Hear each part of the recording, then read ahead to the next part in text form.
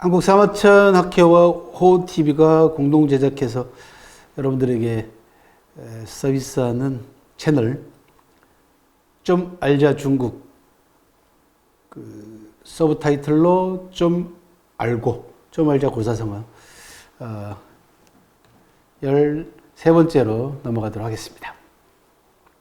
13번째도 네 글자로 이루어진 사자성어인데요. 좀 어렵습니다. 글자가. 앞에 두 글자는 쉬운데 뒤에 두 글자가 어렵네요. 그죠? 가유패추라고 합니다. 패추. 패자는 낡았다라는 뜻이고 추자는 빗자루입니다. 그러니까 집안의 낡은 빗자루. 그죠? 집에서 오랫동안 쓴 낡은 빗자루를 얘기를 합니다. 출전은 동관한기라고 하는 역사책 중에서 광무제기. 광무제는 아까 말씀드린 한나라가 두 개가 있다고 그랬죠. 서쪽에 있었던, 서안에 있었던 서한, 낙양에 있었던 동한, 이렇게 나눠지는데 이 동한을 건국한 인물이 유수라고 하는 인물입니다. 25년에 동한의 황제로 즉위를 하는데 이 사람이 바로 광무제입니다. 시호죠. 예. 광무제가 동한을 건국하긴 했습니다만 또 황제로 즉위하긴 했습니다만 정권 초기라서 정권이 불안해요. 특히 지방 세력이 다 완전히 통합되지 못했기 때문에 완전한 통일이 안 됐습니다. 그 가운데서도 파촉 지역에 있었던, 파촉 지역은 오늘날로 얘기하면 사천성 지역에 해당됩니다. 중국에. 사천성하고 은남성 일부 지역에 해당되는데 이 파촉 지역의 공손술이라고 하는 지방 세력이 가장 막강했어요. 그래서 이 공손술 세력을 제압을 하고 토벌만 하면은 사실은 통일이 다 이루어지는 셈인데 그래서 오한이라든지 잠팽과 같은 명장들을 이 공손술을 공략하라고 보냅니다. 그런데 잠팽이 공손술이 보낸 자객에게 살해당하는, 그리고 오한도 유라고 하는 장수를 보내가지고 공손술을 공격하게 만들었는데 역시 또 패배합니다. 그러니까 이 공손술이라고 하는 자가 세력이 굉장히 막강했다는 얘기죠. 결과적으로 이 오한이 유라고 하는 장수하고 합세해가지고 총공세를 펼쳐서 공손술을 평정하는 데는 성공을 하긴 합니다. 이 가유패추라고 하는 것은 요 이후에 나오는 이야기인데요. 이 오한이 공손술 때문에 애를 많이 먹었잖아요. 계속 치기도 하고 또 잠팽이 전사하기도 하고 살해당하기도 하고 했으니까 화가 너무 많이 난 거야. 그래서 공손술을 제압하고 난 다음에 공손술을 죽이는 건 말할 것도 없고 공손술 가족이나 공손술 그 신하들, 그 다음에 공손술이 지키고 있던 성, 이걸 뭐 약탈하고 방어하고 막 어마어마하게 살육을 저질러 버려요. 이 보고를 받은 광무제 유수가 오한에게 편지를 보내가지고 이렇게 얘기를 합니다. 네가 하는 짓이 너무 심하다. 보통 백성들은 집에서 쓰던 낡은 빗자루도 없으면 아쉬운 법인데, 그때 가유패추가 나오는 겁니다. 백성들을 그렇게 잔인하게 다뤄가지고 어떡하겠느냐, 백성들한테 뭐가 남아나겠느냐 라고 해서 오한의 분풀이를 멈추게 합니다. 그렇게 해서 민심을 크게 얻었다라고 하는 그런 이야기가 있습니다. 역사가 있습니다. 바로 광무제 유수. 중국에서도, 중국 역사상 가운데서도 상당히 괜찮은 군주로 꼽히는 인물입니다. 그 광무제 유수의 인품의 일단을 엿보게 하는 거사성어가 바로 가유패추였습니다. 집에 있는 낡은 빗자루도 쓸모가 있다. 또 필요할 때가 있다. 그리고 백성들은 그런 하찮은 물건이라도 아낀다라는 겁니다. 그래서 백성들의 삶을 또 생활을 잘 돌볼 줄 아는 리더들, 통치자라면은 이 고사를 꼭 기억해 보시기 바랍니다. 자, 14번째. 이제 여러분들도 아시는 사자성어가 나왔습니다.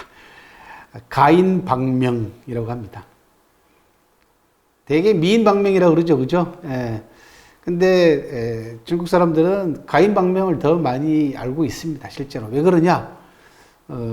소동파라고 하는 유명한 시인이 문장가가 쓴 시 가운데 제목이 방명가인이기 때문에 그렇습니다.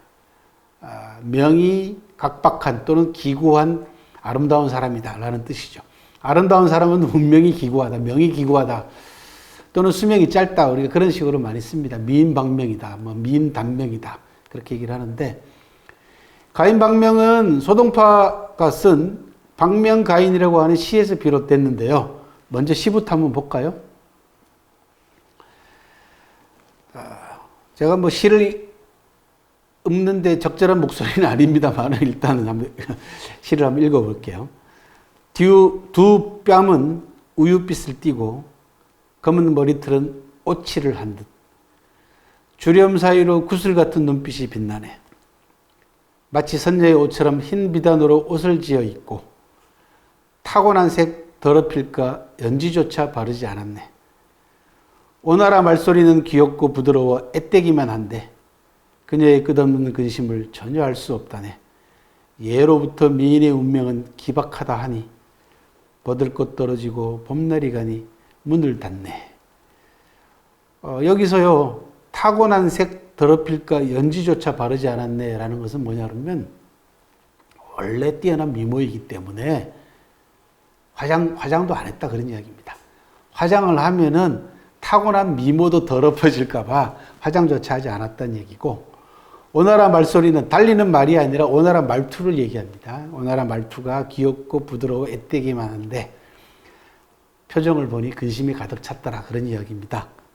그래서 예로부터 가인의 아름다운 사람의 운명은 각박하다 하니 기구하다 하니 버들꽃 떨어지고 봄날이 가니 문을 닫네 라고 하는 아주 우수에 젖은 시를 썼어요.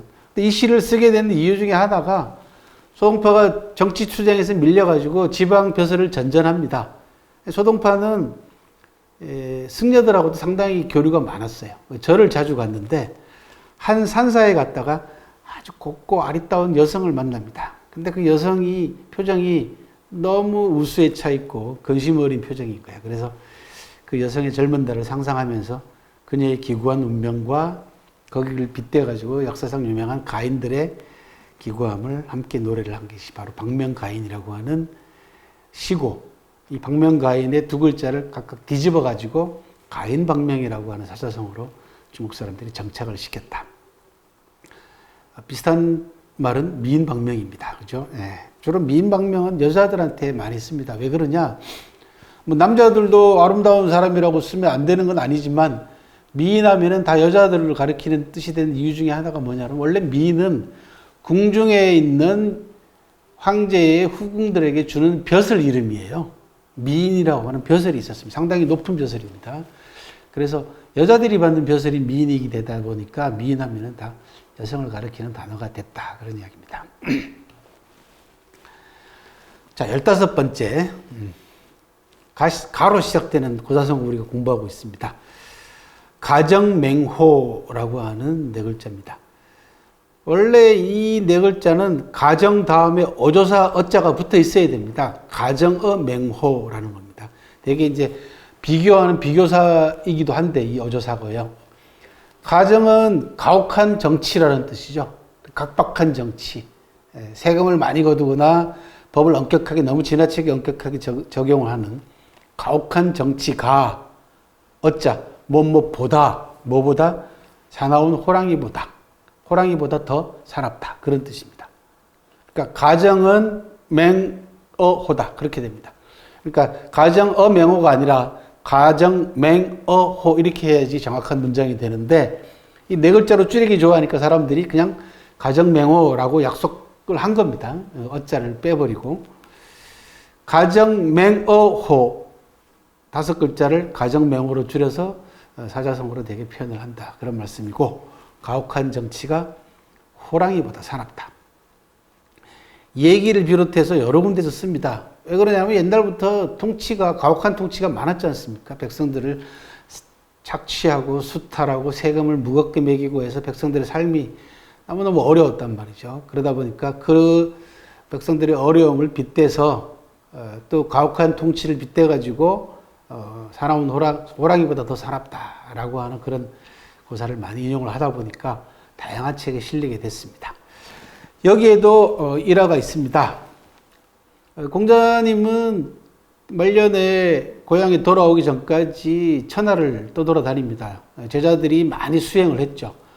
한 번은 공자님이 태산 주변을 제자들과 같이 지나고 있었는데 어디선가 한 여인의 곡소리가 막 들리는 거예요. 여성의 곡소리가. 아주 서럽게 오는 곡소리가 들립니다. 그래서 제자 가운데 한 사람인 자로를 보내가지고 어디서 들려오는 소리인지 무슨 사연이 있는지 알아보게 합니다. 자로가 그 소리를 따라갔더니 무덤 앞에서 한 여인이 너무너무 서럽게 울고 있는 겁니다. 그래서 왜 이렇게 서럽게 울고 계십니까? 라고 물어보니까 자기 시아버지, 자기 남편, 자기 자식까지 전부 다 호랑이한테 잡혀가서 전부 다 죽었다는 거예요. 그래서 그 무덤 앞에서 너무너무 서럽게 울고 있는 겁니다. 여기가 너무너무 무서운 동네다 그런 얘기죠. 호랑이가 막 3대를 잡아갔으니 얼마나 대단합니까? 그랬더니 자로가 아니 그렇게 사나운 동네면 이사를 가지. 무서운 동네면 왜 여기서 살면서 호랑이한테 물려가겠소? 라고 물어보니까 이 동네는 그래도 세금은 가혹하지 않습니다. 라고 대답했다는 겁니다. 이 이야기를 전해들은 공자님께서 제자들아 잘 들어라. 예로부터 가정맹어호다 이렇게 얘기를 했다는 겁니다. 가혹한 정치가 호랑이보다 더 사나운 법이다 라고 얘기를 했답니다. 왕을 중심으로 하는 봉건 체제에서의 백성들은 늘 수탈, 착취의 대상이었습니다. 늘 어렵게 살았죠. 그죠? 예. 지금도 우리 국민들 사이에서는 그런 기억들, 또 그런 역사들을 많이 공부를 하고 하다 보니까 또 최근 들어와서 경제적인 상황이 좋지 않다 보니까 세금에 대해서 굉장히 예민합니다. 그래서 예로부터 정치를 하는 사람들, 나라를 이끄는 사람들은 국민들에게 세금을 어떻게 합리적으로 또 충분한 설득력 있게 세금을 걷어들이냐가 관건이었습니다. 세금과 정치의 관계 문제를 호랑이에서 빗댄 가정맹오호, 가정맹오 이야기 말씀을 드렸어요. 이와 관련해서 조선시대 때 문신인 조익이라는 사람이 있었어요. 1579년에 태어나서 1655년에 세상을 떠났기 때문에 임진왜란을 겪은 분입니다. 그죠? 1592년이 임진왜란이 일어났지 않습니까? 이 92년으로 끝나는데 여러 사건들이 있었어요. 세계사적으로. 1392년이 조선이 건국됐고 1492년에 세계사적으로 무슨 일이 일어났죠? 콜럼버스가 신대륙을 발견한 해예요. 아메리카 대륙을 발견한 해가 1492년이고 1592년에 조선에서 임진왜란이 터진 해입니다. 임진왜란 이후에도 조선의 통치자들은 정신 못 차리고 정쟁에 몰두를 합니다.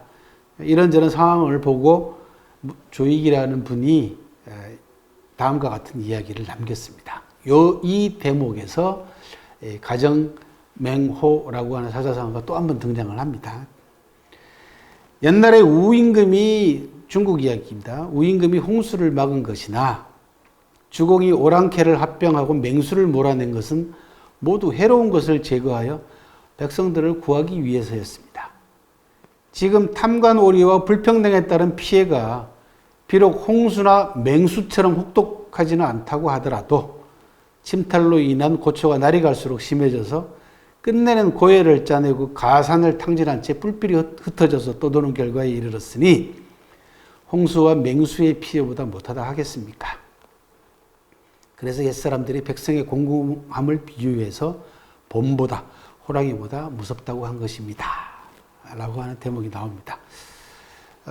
가정맹호라고 하는 이 이야기가 고사가 우리나라에도 전해져 가지고 조선시대 때 조익이라고 하는 분의 논의 쪽에서 인용이 됐습니다.